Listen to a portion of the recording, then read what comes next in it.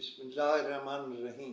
انگنت درود و سلام جناب محمد رسول اللہ صلی اللہ علیہ وآلہ وسلم کی ذات پر، ان کے آل پر اور ان کی اولاد پر۔ 28 اور 29 اپریل کی درمیانی رات ڈسٹرکٹ ٹانک میں سیکیورٹی فورسز نے ایک انٹیلیجنس بیسڈ آپریشن کیا۔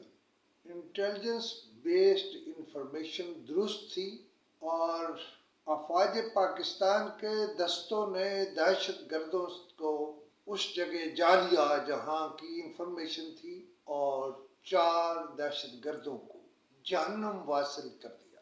ISPR کہتا ہے کہ وہاں سے بے پناہ اسلحہ، امونیشن اور دوسری چیزیں برآمد۔ ایک اور پریس ریلیز کے مطابق ایک دوسرے آپریشن میں جو ڈیرہ اسماعیل خان میں کیا گیا، 2 دہشت گردوں فہیم نواز گنڈا پوری اور محسن نواز کو انجام تک پہنچایا گیا۔ ان دہشت گردوں نے جہاں سیکیورٹی فورسز پر حملے کیے تھے، وہاں انہوں نے معصوم شہریوں کو بھی نشانہ بنایا تھا اور ان کے جان و مال کا بہت نقصان کیا تھا۔ سیکیورٹی فورسز نے انہیں بھی جا لیا اور ان کا قلع کما کر دیا۔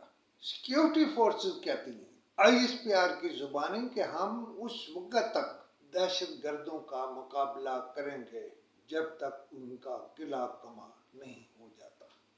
میں شاید پاکستان میں واحد ہوں جس نے ڈیرہ اسماعیل خان کے واقعے کو، جو کسٹم کے حکام کے ساتھ ہوا تھا، بار بار دہرایا اور کہا کہ یہ بہت بڑھ گیا ہے اور تقریباً 100 کلومیٹر کا ایریا ایسا ہے جس میں ہماری عملداری نہیں ہے۔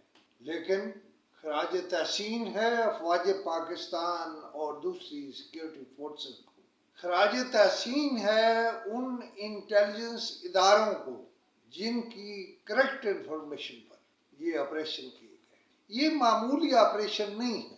افواج پاکستان کے اور دوسری فورسز کے جوان اپنی جان ہتھیلی پر رکھ کر ان کا مقابلہ کر رہے ہیں۔